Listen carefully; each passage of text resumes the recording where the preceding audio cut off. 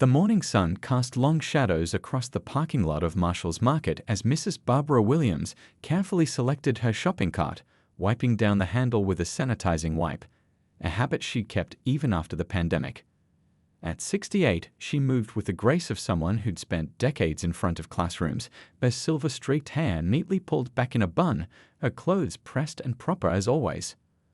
The neighborhood had changed a lot since she first moved here in the early 1980s. Back then, Marshall's was just a tiny corner store, and she knew every face that walked through its doors. Now it was a full-sized supermarket, but she still preferred shopping here over the bigger chains. Something about supporting local businesses felt right to her, even if local wasn't quite what it used to be. Inside the store, Mrs. Williams moved methodically through her usual routine. She taught mathematics for 35 years at the local high school, and that organizational mindset never really left her. Her shopping list was arranged by aisle, each item carefully chosen to match her weekly meal plan. She exchanged warm greetings with Mr. Thompson, the produce manager who'd been working there since he was a teenager, one of her former students, in fact. "Your tomatoes are looking especially nice today," she commented, carefully selecting 3 firm ones for her famous Sunday pasta sauce. Her son always said nobody made it quite like his mama, and even though he was busy with his police work, he still tried to make it to Sunday dinner whenever he could. As she rounded the corner to the dairy section, she noticed Officer Harrison watching her from near the deli counter. Something about his presence made her uneasy, though she couldn't quite put her finger on why. In her decades of living in this community, she'd always had a good relationship with the local police force. Many of them were former students or parents of students she taught. But this officer was new, and there was something in his gaze that made her grip her cart just a little tighter. Mrs. Williams tried to shake off the feeling as she finished her shopping. At the checkout, she chatted with Rose, the cashier who always asked about her grandchildren. She shared the latest photos on her phone, her grandson's baseball game, her granddaughter's dance recital. These simple moments of connection were what made this neighborhood still feel like home, despite all the changes. As she pushed her cart to her car, a well-maintained silver sedan she bought 5 years ago when she retired, she noticed Officer Harrison had moved to his patrol car in the parking lot. He was still watching her, and now she could see him speaking into his radio. Mrs. Williams took her time loading her groceries, making sure the eggs and bread wouldn't get crushed. Her mother had taught her to be methodical about such things, and old habits die hard. The paper bags crinkled as she arranged them carefully in her trunk, each one placed just so. Through her rearview mirror, she could see Officer Harrison's patrol car idling 2 rows back. Her hands trembled slightly as she closed the trunk, but she straightened her shoulders and held her head high. She'd lived through the civil rights movement, had seen changes both good and bad, and had always carried herself with dignity. Starting her car, Mrs. Williams checked her mirrors and buckled her seatbelt, safety first, as she'd always taught her students. She pulled out of the parking lot, following the same route she'd driven hundreds of times before. The familiar streets were lined with blooming dogwood trees, their white petals drifting in the spring breeze. She noticed Officer Harrison's patrol car pull out behind her, but tried to focus on her driving and the mental list of things she needed to do before her son came for dinner on Sunday.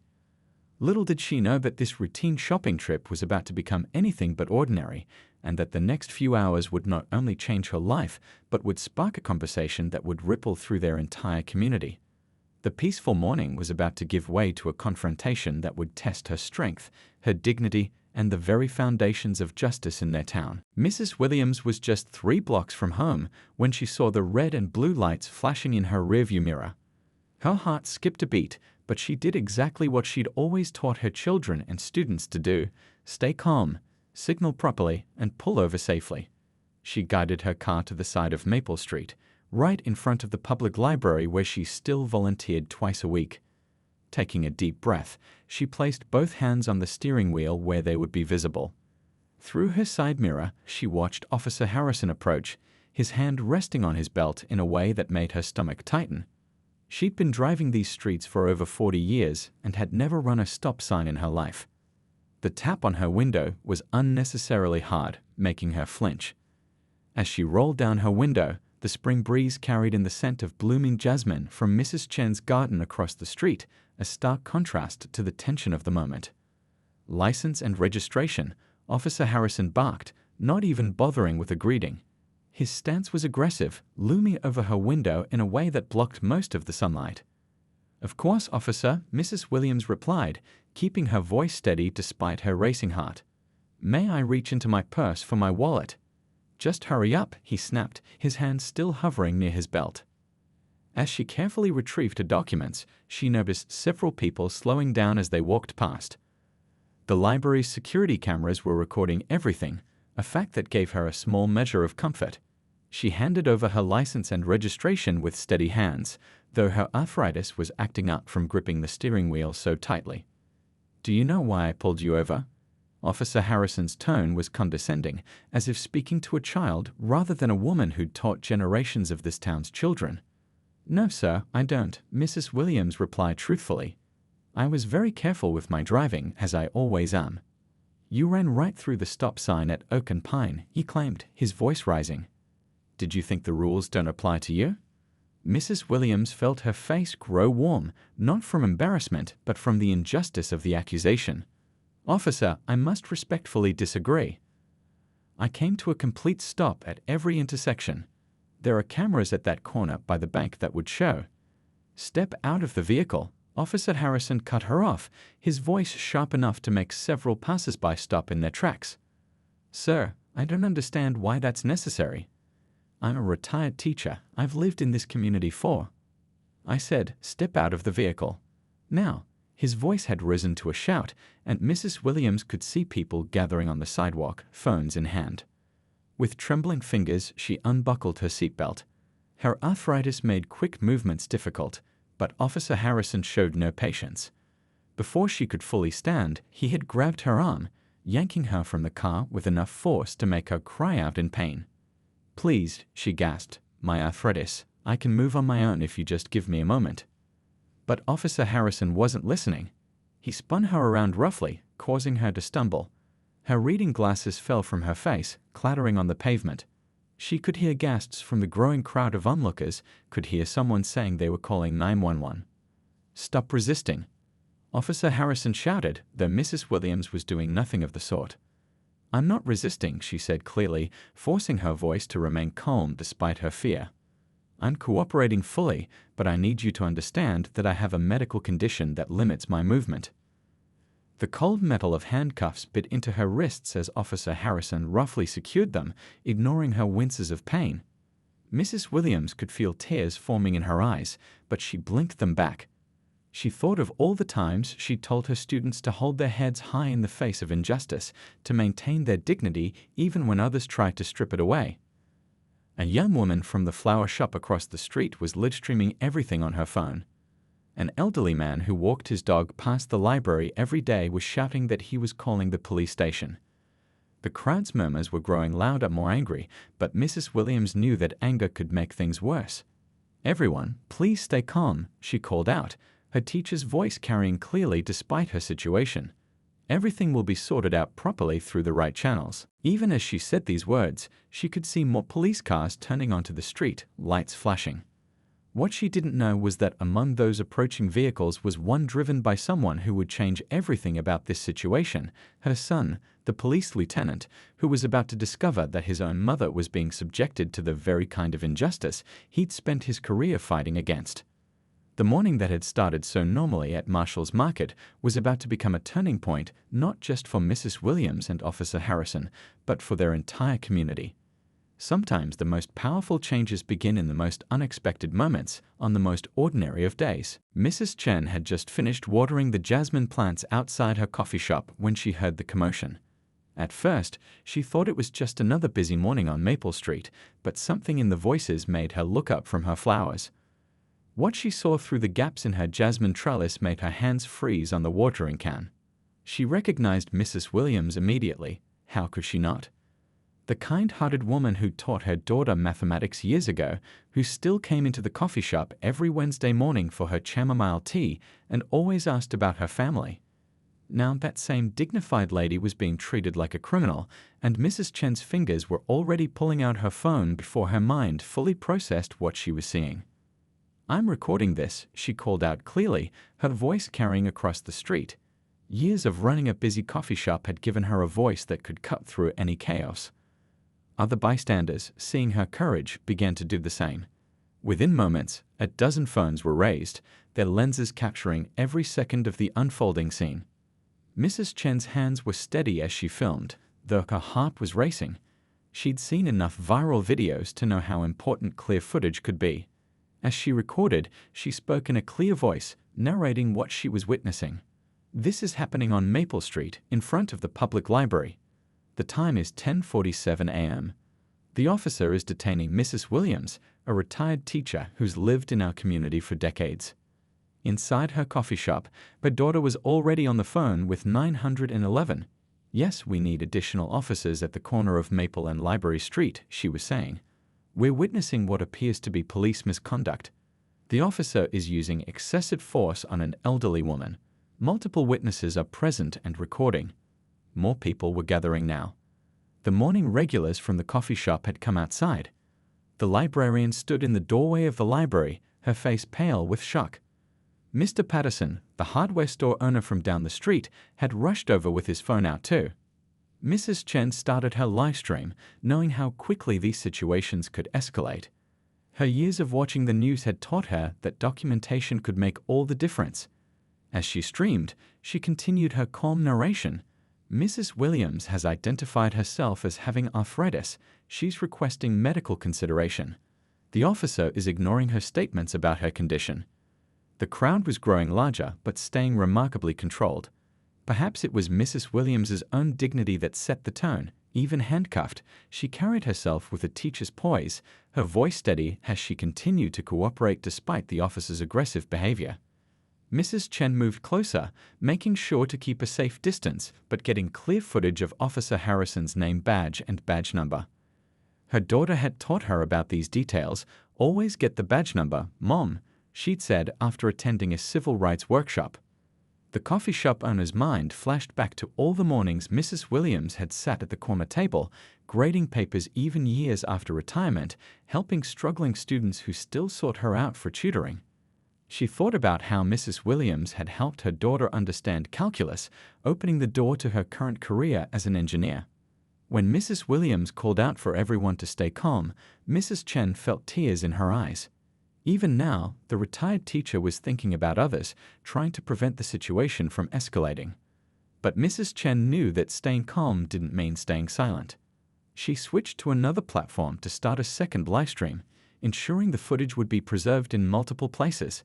Her fingers flew across the screen as she added descriptive tags that would help the video reach the right people. Years of running a small business's social media had taught her the power of proper documentation. Through her phone's screen, she watched more police cars approaching. The blue and red lights reflected off the windows of her coffee shop, creating an almost surreal light show against the morning sun. The crowd held its collective breath, wondering if these arriving officers would make things better or worse. What nobody in the crowd knew yet was that one of those approaching sirens belonged to Mrs. Williams's son, but Mrs. Chen kept filming steadily. She'd learned over the years that sometimes the most important parts of a story weren't the loud, dramatic moments, but the quiet details that told the deeper truth. Her livestream captured everything. The gentle sway of the jasmine flowers in the spring breeze, the scattered papers from Mrs. Williams's fallen purse, the growing crowd of neighbors standing witness with their phones raised like beacons. These weren't just random bystanders, they were a community coming together, standing up for one of their own. The morning sun continued to climb higher in the sky, casting stark shadows across the scene. Mrs. Chen's arm was getting tired from holding up her phone, but she didn't lower it. She knew that what happened in the next few moments would matter not just for Mrs. Williams, but for their entire community.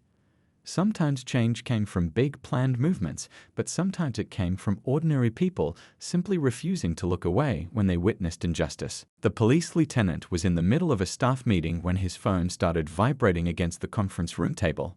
He usually kept it on silent, but something had made him leave it on vibrate that morning, one of those unexplainable instincts that come from years on the force. At first, he ignored it, focusing on the budget reports in front of him. But then the buzzing wouldn't stop. One message after another kept coming in, making his phone dance across the polished wood. Finally, he glanced down, and his world shifted on its axis. The first message was a video link sent by one of his officers. "Lieutenant, you need to see this now." The thumbnail showed a familiar silver sedan, his mother's car. His fingers suddenly felt numb as he opened the link. The live stream filled his screen, showing his mother, the woman who'd raised him alone after his father passed, being roughly handled by an officer he recognized as a recent transfer to their department. "Meeting's over," he announced, already on his feet. His chair crashed backward, making everyone jump. The other officers at the table saw his face. They'd known him for 15 years, but they'd never seen him look like this. "Sir," his secretary called after him as he strode past her desk. "Cancel everything," he called back, his voice tight with controlled emotion, "and get me everything we have on Officer Harrison's record. I want it by the time I get back." In his 20 years on the force, he'd never driven his patrol car this fast to a non-emergency situation, but this was an emergency, even if the dispatcher didn't know it yet. He could hear the radio chatter about the situation, multiple civilians recording. Subject is a senior citizen, requesting additional units. They didn't know. None of them knew that the subject had spent 35 years shaping young minds in their community. That she baked cookies for the precinct's food drive every Christmas. That she'd raised a son by herself while working 2 jobs, a son who now wore the lieutenant's badge. His mind raced faster than his car as he swerved through traffic with his lights flashing. He thought about all the times his mother had warned him about exactly this kind of situation, how she'd made him promise to always be one of the good ones, to never abuse his power, to remember that the badge meant responsibility, not privilege. "I'm 5 minutes out," he radioed, his voice somehow steady despite the storm inside him. Other officers would be arriving too. Officers who'd eaten at his mother's table, who'd learned to play chess from her during their lunch breaks when they visited him at the precinct. Through his windshield, he could see the growing crowd at the intersection ahead. Phones were raised like silent witnesses, recording everything. He recognized faces from the neighborhood, the coffee shop owner, the librarian, the hardware store owner. These weren't just bystanders. They were his mother's community, people whose lives she'd touched over decades. As he pulled up to the scene, he caught sight of his mother's face. Despite everything, she was maintaining her dignity just as she always had.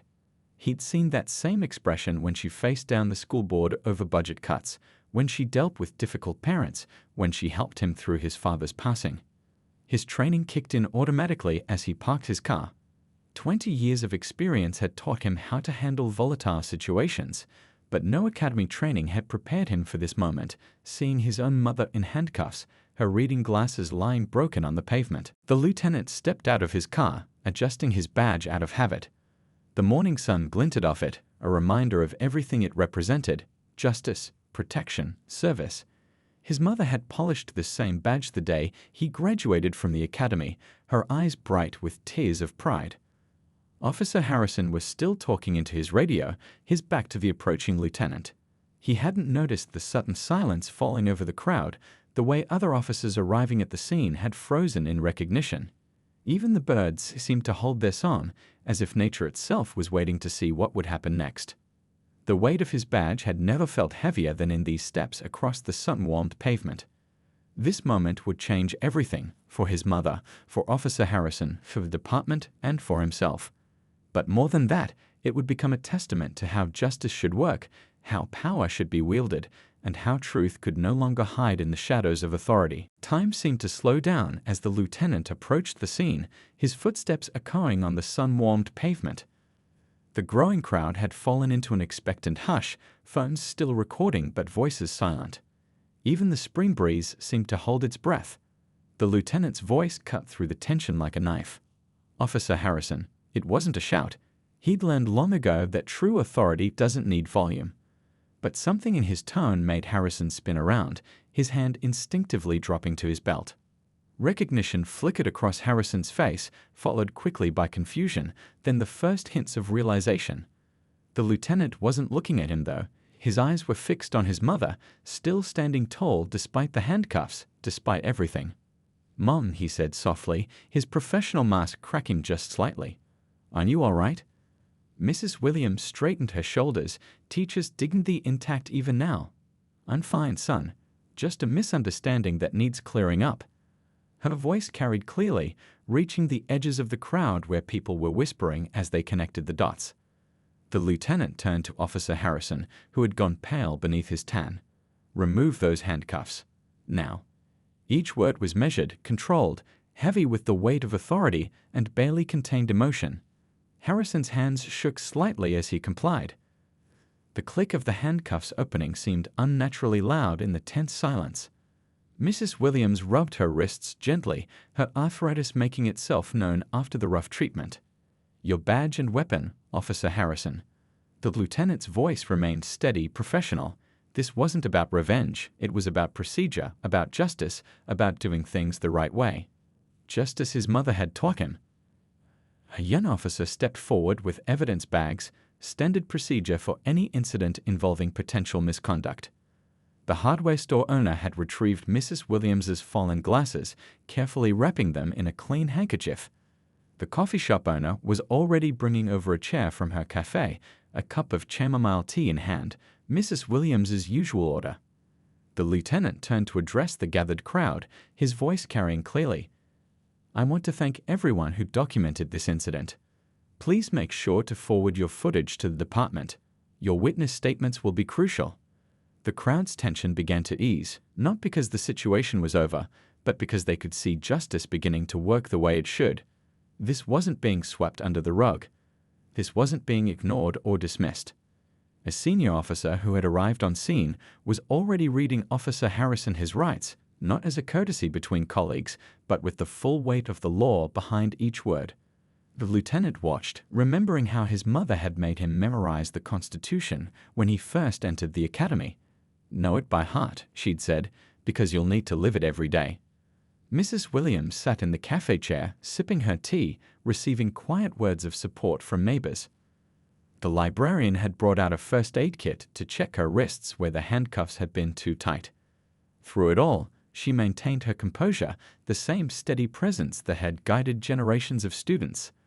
The lieutenant knelt beside his mother's chair, professional distance momentarily set aside. "I'm sorry this happened to you, Mom." His voice was soft, meant only for her ears. She reached out to straighten his badge, a gesture she'd done countless times before. "Don't be sorry," she replied. "Be the change. That's what I've always taught you." Around them, the scene was transforming from a confrontation into an investigation. Officers were taking statements, collecting contact information, establishing a proper chain of evidence. This wasn't just about one incident anymore. It was about setting an example of how justice should work. The coffee shop owner had opened her doors to provide a quiet space for taking witness statements. The hardware store owner was helping to direct traffic around the scene. The community wasn't just watching anymore. They were participating in the process of justice. The lieutenant stood, duty calling him back to the task at hand. There would be paperwork to file, procedures to follow, an investigation to oversee. But as he looked at his mother, still talking quietly with neighbors, still showing the strength that had guided him all his life, he knew this incident would become more than just another case file. This would be a turning point, not just for their department, but for their community. His mother had always taught him that true change happens not through grand gestures, but through small moments of choosing right over wrong, of standing up when it would be easier to look away. As the morning continued to unfold, the scene on Maple Street became a testament to how a community could come together, how justice could work when people stood up for what was right, and how even the darkest moments could lead to positive change, if only people were brave enough to make it happen. By sunset that same day, the incident on Maple Street had already begun to create ripples throughout the community. The police department's conference room, usually quiet at this hour, buzzed with activity as the lieutenant coordinated the initial investigation. Dozens of video clips from citizens' phones covered the large screen on the wall, each showing the incident from different angles. The department's internal affairs representative sat at the table, taking detailed notes as they reviewed the footage. The security cameras from the library and the bank at Oak and Pine confirmed Mrs. Williams made a complete stop at every intersection, she stated, her voice matter of fact, but her expression troubled. There was no traffic violation. Outside in the main office, phones kept ringing as news outlets from across the state tried to get comments on the story. The department's public information officer had already scheduled a press conference for the following morning, knowing transparency would be crucial in maintaining public trust. Meanwhile, at the coffee shop across from where everything had happened, community members gathered for an impromptu meeting. The owner had kept her doors open past closing time, serving free coffee to concerned citizens who wanted to discuss what they'd witnessed. The crowd included teachers who had worked with Mrs. Williams, former students she'd taught, and neighbors who had known her for decades. "I've been recording all the comments and suggestions," the hardware store owner announced, his notebook filled with ideas for preventing similar incidents in the future. "People want to know how we can turn this incident into real change." The coffee shop's television showed clips from local news coverage, where the police chief had already announced Officer Harrison's immediate suspension pending investigation. The videos taken by bystanders had gone viral, drawing attention from civil rights organizations and police accountability groups across the country. Back at the precinct, the lieutenant sat in his office reviewing Harrison's personnel file. Red flags jumped out at him. Complaints from his previous department that had somehow been overlooked in the transfer process, reports of aggressive behavior that had been dismissed with minimal investigation.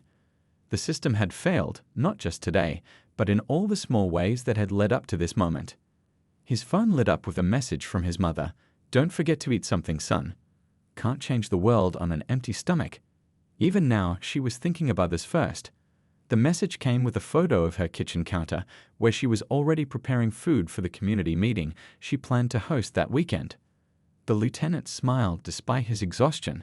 His mother had always taught him that the best way to handle difficult situations was to bring people together, to turn pain into purpose. She was already planning to use this incident as a teaching moment, just as she'd done throughout her career in education. In the evidence room, technicians carefully catalogued everything from the scene. Mrs. Williams's broken reading glasses lay in an evidence bag, along with photographs of the marks left by the too tight handcuffs. Each item told part of the story, building a case that would be impossible to ignore or dismiss. The department's training officer had already begun revising the sensitivity and de-escalation protocols, incorporating footage from today's incident as a teaching tool for future officers. "This stops here," she had declared in the emergency staff meeting. "We're going to learn from this, all of us." Local community organizations started sharing resources about knowing your rights during police encounters. The library, where the incident had begun, announced a series of public forums on community police relations. The Retired Teachers Association issued a statement of support for Mrs. Williams, announcing a scholarship in her name for students pursuing careers in public service. At the hospital where Mrs. Williams had been checked for injuries, the doctor's report painted a clear picture of the physical impact of Harrison's actions. The medical documentation would become part of the growing case file, adding another layer of evidence to support the investigation. The lieutenant's secretary had compiled a thick folder of emails and messages from other departments across the country, all asking about their handling of the situation. Somehow, this incident on a quiet street in their town had touched a nerve, becoming a catalyst for discussions about police reform and community relations nationwide. As evening settled over the town, the lieutenant finally left his office, driving the familiar route to his mother's house. He found her in the kitchen, cooking enough food to feed an army, her usual response to stressful situations. The house was filled with the comforting smell of her famous cornbread, and several of her former students had stopped by to check on her. "You know what the silver lining is?" she asked as she handed him a plate, her eyes twinkling despite the day's events. "Now we have a real chance to make things better. Sometimes it takes a shock to wake people up to what needs changing." She was right, of course. She usually was. Already, this incident was becoming more than just another case of police misconduct. It was becoming a moment of transformation, a catalyst for the kind of changes their community, and many others, had needed for a long time. The lieutenant watched his mother move around her kitchen, her strength undiminished by the day's events. She was already talking about turning her Sunday dinner into a community discussion group, about using her experience to help others understand both the problems and the possibilities for change. Outside her window, neighbors kept dropping by with food, flowers, and offers of support. The community wasn't just angry about what had happened. They were motivated to prevent it from happening again.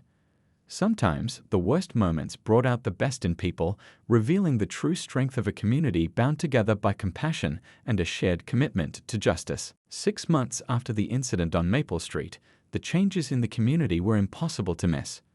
The old conference room at the police department had been transformed into a community oversight center, its walls now covered with photos of community events and training sessions. Mrs. Williams's picture hung there too, not as a reminder of what went wrong, but as a symbol of how change could grow from difficult moments. The morning started as many did now, with a community police breakfast meeting at the coffee shop. Officers sat with local residents, sharing coffee and conversation, breaking down the barriers that had once seemed so permanent. The coffee shop owner had made it a monthly tradition, turning her small business into a bridge between law enforcement and the community they served. "Remember when people used to hurry past the police station?" an elderly resident remarked, stirring his coffee. "Now look at this, officers and citizens planning community events together. All because one brave teacher stood her ground with dignity." Mrs. Williams sat at her usual corner table, surrounded by a mix of police officers and community members. She'd become something of a local legend, but she wore the attention lightly. Her focus remained where it had always been, on education and bringing people together. The lieutenant, her son, watched from nearby as she explained the new civilian oversight committee to a group of interested residents. The committee had been his mother's idea, but the department had embraced it fully. Every complaint was now reviewed by a panel that included both police officers and civilian representatives, ensuring transparency and fairness.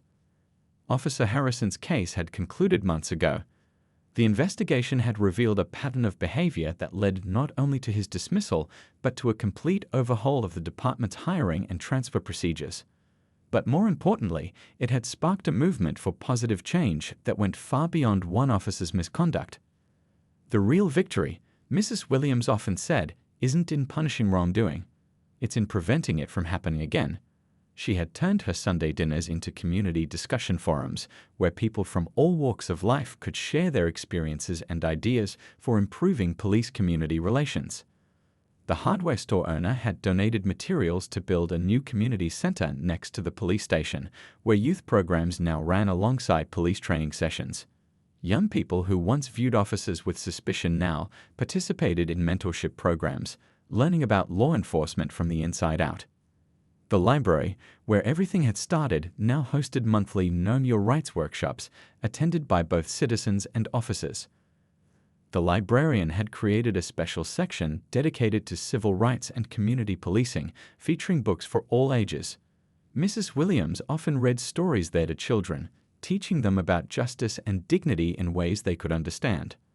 The Police Academy's training program had been completely revamped, with Mrs. Williams serving as a consultant. New officers now spent time learning from community members, understanding the neighborhoods they would serve before ever putting on a badge. The lieutenant's mother had insisted on this. "You can't protect a community you don't know," she'd say. Local schools had incorporated civic engagement into their curriculum, using the incident as a teaching tool about civil rights, community action, and the power of standing up for what's right. Students who had once watched the viral videos of Mrs. Williams's encounter now learned about how their community had turned that moment into a movement. The coffee shop's bulletin board displayed newspaper clippings about other cities adopting similar reforms, inspired by what had happened here. Mrs. Williams received letters from across the country, asking how they had managed to turn a potential tragedy into triumph. Her response was always the same: start with respect, add understanding, and never stop believing in the possibility of change.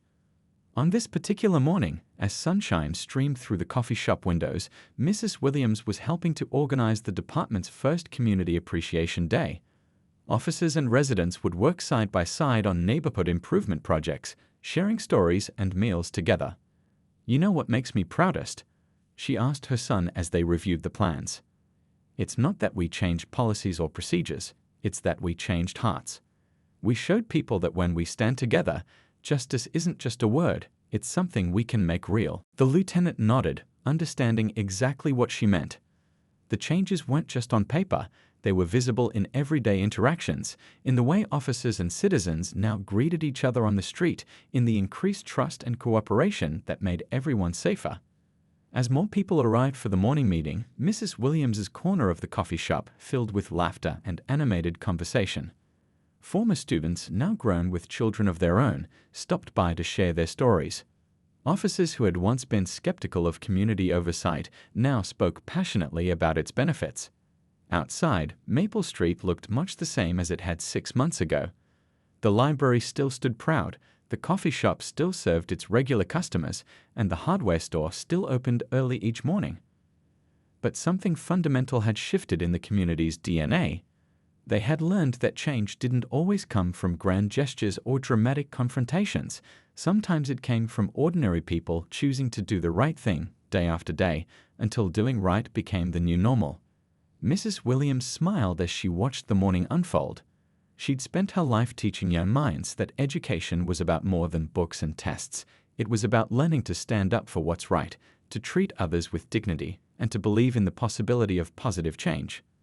Now, in her retirement years, she was still teaching those same lessons, not in a classroom, but through her actions and her unwavering belief in justice and community.